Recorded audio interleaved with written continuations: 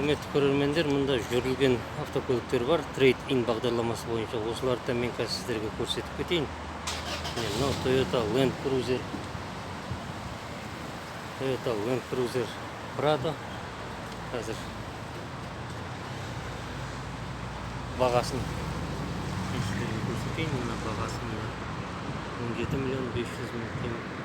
17 миллион 500 мың. Қара түсті 2017 жылы шыққан, 128 мың пробег, 4x4, коробка автомат.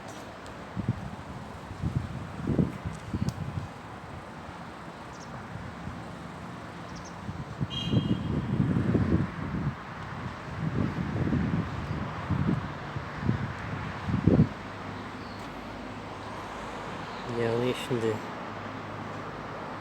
автомат сол несі. Мынау бізде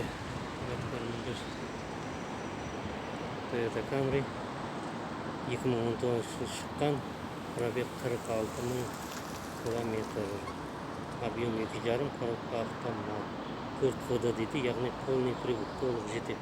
Бағасы 14 миллион. Құрметті көрермендер, 14 миллион теңге.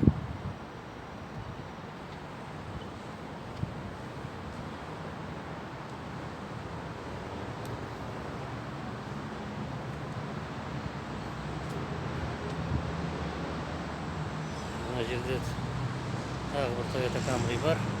Достар, жылы 2013 жылы шыққан, пробег 105 мың километр, объем 2 литр, коробка автомат. Бағасы 8 миллион теңге, яғни бұны кредитке де береді достар. 286 мың.